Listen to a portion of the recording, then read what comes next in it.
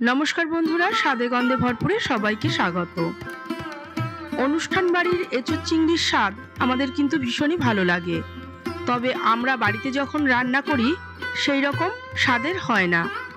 आजके देखाबो किभाबे रान्ना करले अनुष्ठान बाड़ीर मतो स्वादेर एचोर चिंगड़ी बाड़ीते तैरी करा जाबे। एखाने आमी 250 ग्राम चिंगड़ी माछ नियेछि।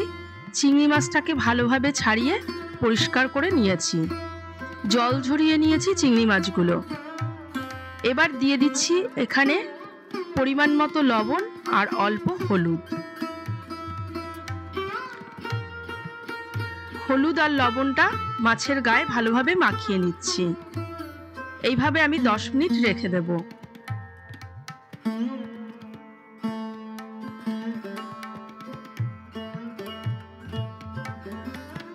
এখানে 500 গ্রাম এঁচড় নিয়েছি, তার মধ্যে দিয়ে দিচ্ছি হাফ চামচ হলুদ।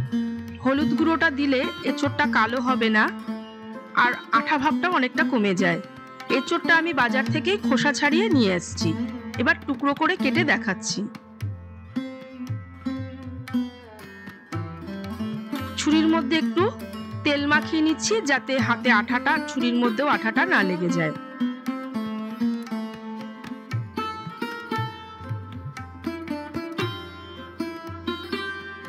প্রথমে বুকের অংশটা ছাড়িয়ে দিচ্ছি, ওটা খেতে ভালো লাগে না। এবার ছোট ছোট টুকরো করে কেটে নিচ্ছি।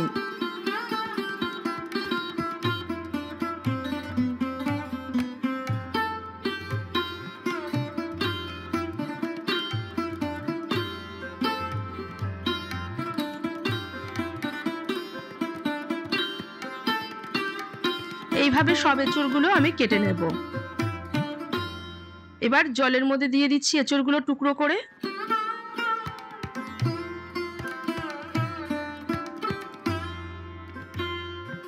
এঁচড়গুলো জল ঝরিয়ে নিয়ে এসেছি। একটা কড়াইতে 2 গ্লাস মতো জল দিয়ে জলের মধ্যে দিয়ে দিলাম অল্প লবণ। এবার এঁচড়ের টুকরোগুলো দিয়ে দিচ্ছি।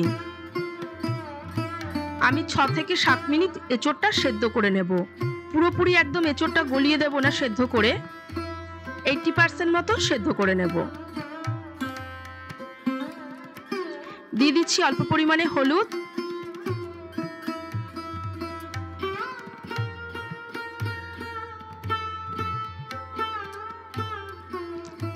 এঁচড়টা সেদ্ধ হয়ে গিয়েছে। এবার নামিয়ে জল ঝরিয়ে নেব।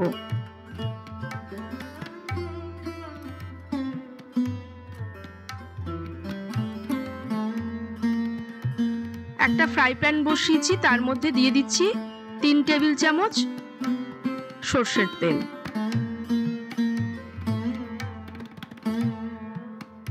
দিয়ে দিচ্ছি টুকরো করে রাখা আলু। আমি এখানে 2টো মিডিয়াম সাইজের আলু নিয়েছি।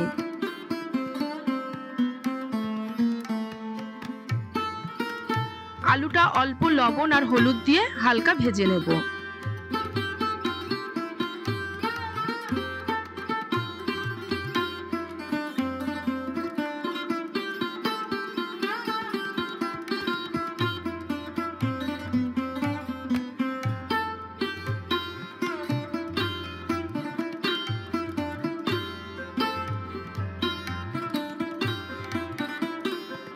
আলু ভাজা হয়ে গিয়েছে। এবার আলুগুলোকে আমি তেল ছড়িয়ে তুলে নিচ্ছি।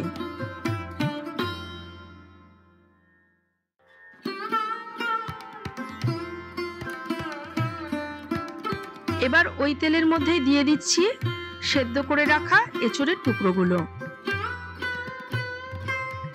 এঁচড়টা যেহেতু আমি লবণ আর হলুদ দিয়ে সেদ্ধ করেছি, তাই এই সময় আমি আর লবণ আর হলুদ দিচ্ছি না। এঁচড়গুলোকেও আমি হালকা ভেজে নিচ্ছি।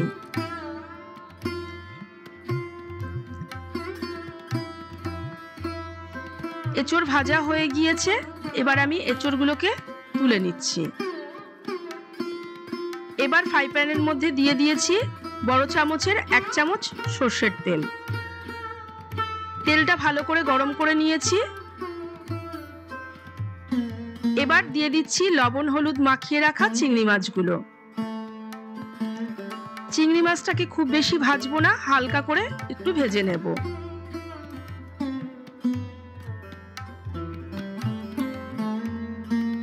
চিংড়ি মাছ বেশি ভাজলে কিন্তু শক্ত হয়ে যাবে। মাছ ভাজা হয়ে গিয়েছে, এবার মাছগুলো আমি তুলে নিচ্ছি।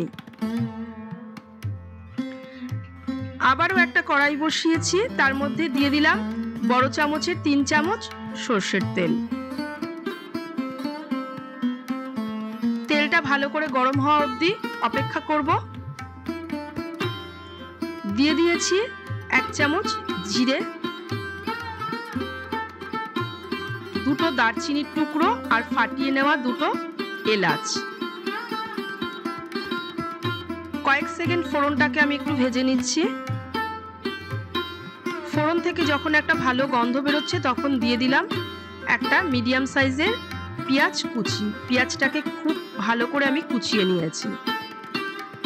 পেঁয়াজটাকে দিয়েও হালকা ভেজে নেব, খুব বেশি লাল করে ভাজার দরকার নেই। এবার দিয়ে দিচ্ছি 1 চামচ আদা বাটা, 1/2 চামচ রসুন বাটা। রসুন পেঁয়াজটাকেও আমি অল্প নেড়েচেড়ে নিচ্ছি।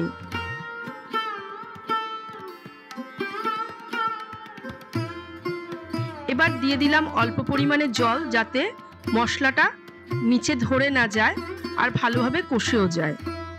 জল দিয়ে মশলা কষালে কিন্তু খুব ভালোভাবে মশলাটা কষে যায়।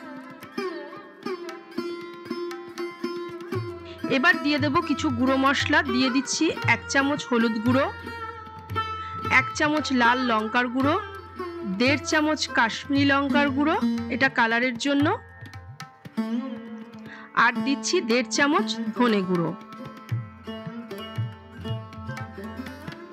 গুঁড়ো মশলাগুলো দিয়েও আমি মশলাটাকে ভালো করে কষিয়ে নেব অল্প অল্প জলের ছিটা দিয়ে।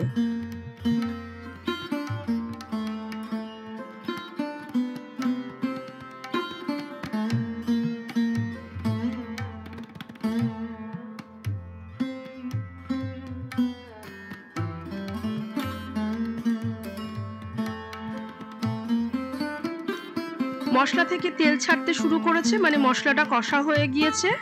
এই সময় দিয়ে দিচ্ছি ভেজে রাখা আলুর টুকরোগুলো, দিয়ে দিলাম ভেজে রাখা এঁচোড়ের টুকরোগুলো। এঁচোড় আর আলু দিয়ে মশলার সঙ্গে আমি আবারও কয়েক মিনিট একটু কষিয়ে নেব, যাতে আলু আর এঁচোড়ের মধ্যে মশলাটা ভালোভাবে ঢুকে যায়। কষানো হয়ে গিয়েছে, এবার দিয়ে দিচ্ছি পরিমাণ মতো লবণ।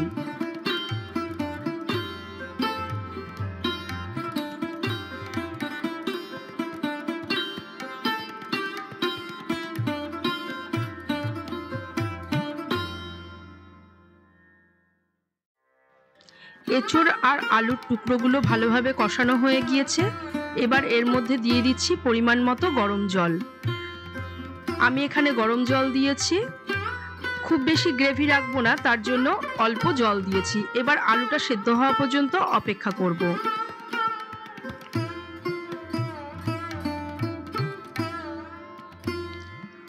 দেখে নিচ্ছি আলুটা সেদ্ধ হয়েছে কিনা।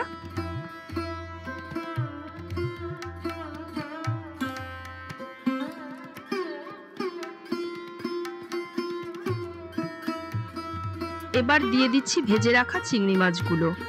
চিংড়ি মাছ দিয়ে বেশি ফোটাবো না, মিনিট খানেক ফুটিয়ে নেব। চিংড়ি মাছ বেশি ফোটালে শক্ত হয়ে যাবে।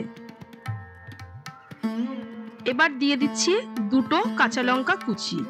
কাঁচা লঙ্কা কুচিটা এই সময় দেবেন, তাহলে কাঁচা লঙ্কার খুব ভালো একটা ফ্লেভার ঝোলের মধ্যে হবে।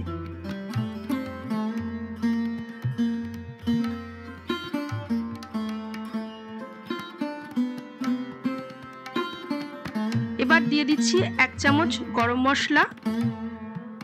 গ্যাসের ফ্লেমটাকে আমি অফ করে দিয়েছি।